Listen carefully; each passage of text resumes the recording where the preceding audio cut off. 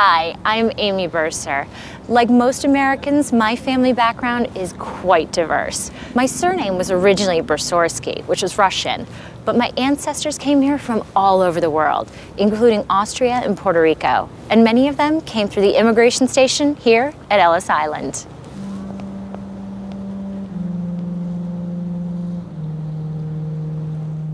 The island's first immigration point opened on New Year's Day, 1892, when a young Irish woman called Annie Moore became the first immigrant to be processed here.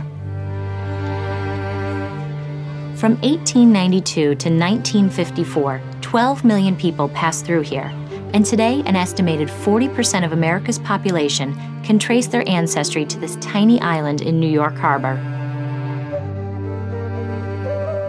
1907 was the busiest year, with over 1 million immigrants processed here.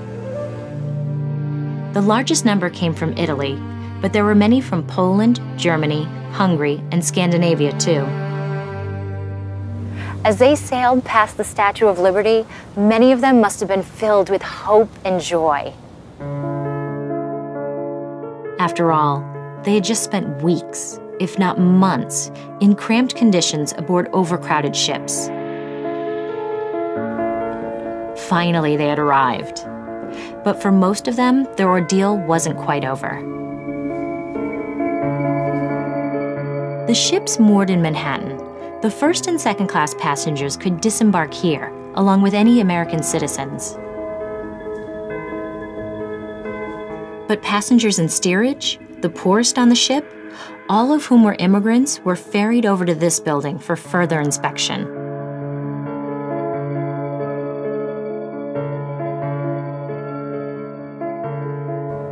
The building, built in 1900 after the first station burned down in 1897, was very impressive.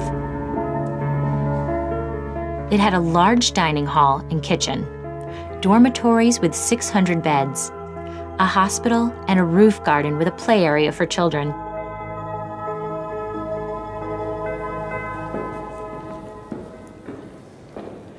But the jewel in the crown was this, the Great Hall.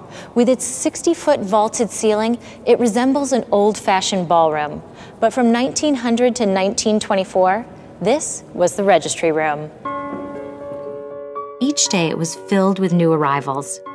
On some days, 5,000 people waited here. The noise was deafening and the atmosphere chaotic. Dozens of languages filled the air as each person fearfully awaited a series of citizenship tests. In fact, each person had undergone a 6-second medical exam before they had even entered the hall. Here, doctors checked for signs of physical weaknesses or illnesses, especially tuberculosis or trachoma, an infectious disease of the eye. If they failed, they were marked with a chalk letter and were sent to the hospital for a full examination. If they passed, they shuffled into the Great Hall and waited on benches like these. On average, this wait lasted 3 and 4 hours, but could take much longer.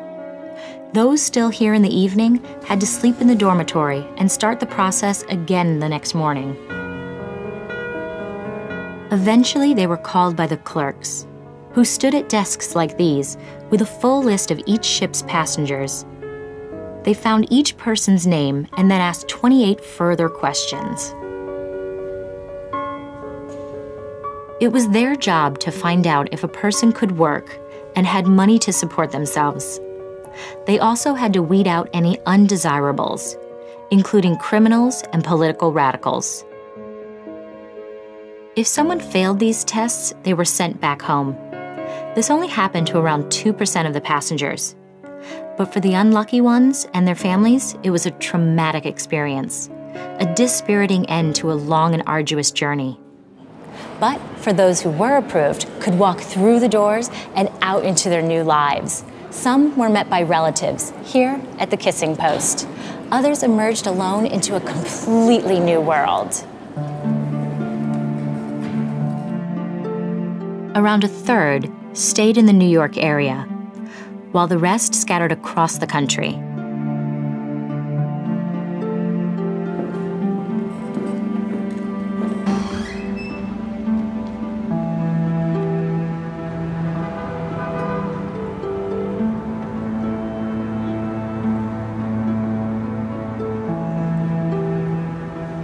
The Immigration Act of 1924 effectively ended the era of mass immigration, but for just over 3 decades, Ellis Island was America's gateway for millions of people.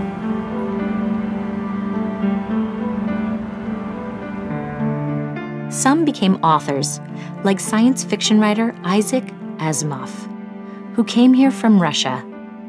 Others became successful businessmen, like cosmetics giant Max Factor, whose real name was Maximilian Faktorowicz, and who moved to America in 1904. And some worked in film, like Elia Kazan, a Greek-American who directed classic films such as On the Waterfront and A Streetcar Named Desire. Others became doctors, shopkeepers, and builders. They all settled down and started families, and they all created the country we know today.